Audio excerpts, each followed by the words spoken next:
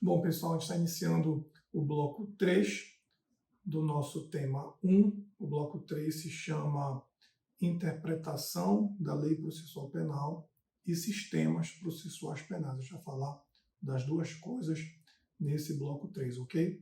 A gente vai começar abordando a interpretação extensiva. Ela significa, basicamente, o prolongamento daquilo que está dito expressamente em determinado dispositivo legal. Então, o exemplo clássico, o exemplo mais interessante para você compreender bem o significado da interpretação extensiva é você lembrar das hipóteses de interposição do RESE, ou RSE, como você desejar chamar, o recurso em sentido estrito. A doutrina e a jurisprudência referenda há bastante tempo que as hipóteses de cabimento do RSE não são taxativas, não são números clausos, elas são exemplificativas, elas são números apertos. Qual é o principal exemplo?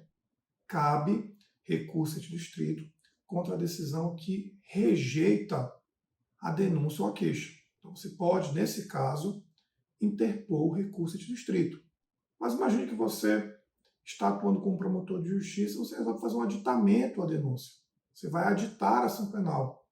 E por algum motivo qualquer, o juiz rejeita o seu aditamento.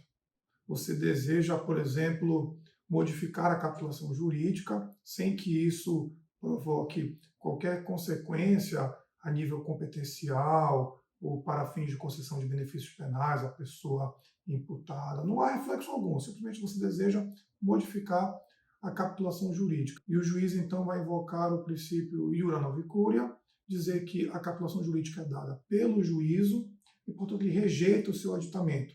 E aí, qual recurso cabível? Expressamente não há. Então, a alternativa que a doutrina e a jurisprudência dão a casos assim é admitir a interpretação extensiva. No caso do artigo 581, inciso 1 do CPP, aplica-se ao inciso 1 uma interpretação que prolongue a hipótese que aqui é mencionada, admitindo também a decisão que rejeita o aditamento, a denúncia ou a queixa. Agora, você precisa ter muito cuidado no seguinte sentido, não é porque o CPP admite a interpretação extensiva que você vai enxergar qualquer rol taxativo e dizer que aquele rol é, na verdade, exemplificativo. Veja que, muito recentemente, o Supremo julgou as ADIs 3360 e 4109, decidindo que o rol de delitos que admitem a prisão temporária é taxativo, ele é números clausos, de modo a não admitir interpretação extensiva. Então, não saia por aí olhando qualquer rol taxativo e aplicando a interpretação extensiva a esse rol, ok? É até intuitivo a gente entender que a prisão temporária é uma medida bastante invasiva, a taxa de uma cautelar que afeta diretamente a liberdade de locomoção da pessoa imputada, então não faz muito sentido a gente interpretar extensivamente os delitos que admitem a prisão temporária. Vamos partir agora para o estudo da analogia e aplicação subsidiária do CPC no CPP. Olha o que diz o artigo 140 do CPC, para você entender bem o que é analogia. O juiz não se exime de decidir sobre a alegação de lacuna ou obscuridade do treinamento jurídico. Quer dizer, não há disposição legal regulamentando expressamente determinada situação jurídica. A lei é lacunosa, não há uma regulamentação clara do que deve ser feito numa hipótese X. Como o non liquer é vedado, o juiz precisa decidir aquela demanda que a ele foi apresentada. O que ele vai fazer? Ele vai integrar a norma A, que é omissa em determinado ponto, a partir de uma norma semelhante, a norma B.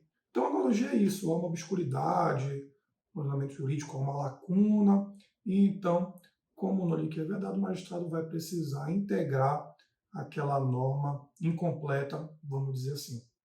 Olha essa questão interessante para promotor de justiça do MP de Goiás. Em 2022, a banca foi a FGV.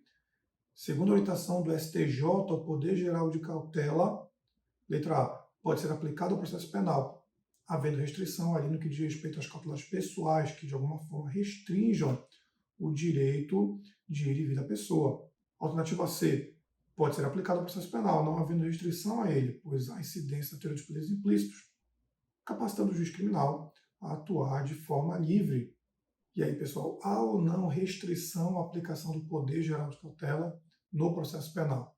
Eu dei a dica no bloco anterior e falei que há sim uma condição para que você aplique o poder geral de cautela no processo penal brasileiro. Qual é a condição? Que você, ao utilizar o poder geral de cautela, não afete diretamente a liberdade de ir e vir da pessoa imputada. Então, a gente até conversava sobre o exemplo da construção patrimonial via base injúria. Não há nenhum problema você utilizar o poder geral de cautela para medidas assim. Agora, se você quiser restringir a liberdade de locomoção da pessoa imputada, você não pode invocar, naturalmente, o poder geral de cautela. Um exemplo curioso que eu trago para você compreender bem o que significa a aplicação do poder geral de cautela no processo criminal é a imposição de uma multa diária a terceiro, ou seja, uma pessoa que não figura na relação processual, pelo fato de esse terceiro não cumprir a determinação judicial. No caso, era o Facebook, que não estava cumprindo ordem judicial, ok? Então ele recebeu uma multa diária por descumprimento dessa cautelar que foi imposta a partir do poder geral de cautela. Olha essa questão para promotor de justiça do IP de Santa Catarina, 2021, SEBRASP. Julgue o item a seguir referente ao direito processual penal. Na falta de norma expressa na legislação processual penal, seja no CPP, seja nas leis extravagantes, deve-se buscar a suplementação normativa no Código de Processo Civil. Alternativa correta, pessoal, e a gente vai comentar agora situações em que o CPC é aplicado subsidiariamente no CPP. A primeira dessas hipóteses é a prorrogação da competência, a gente já viu isso no bloco 2. A segunda hipótese é a juntada de documento novo a qualquer tempo. Olha o que diz o artigo 435 do CPC.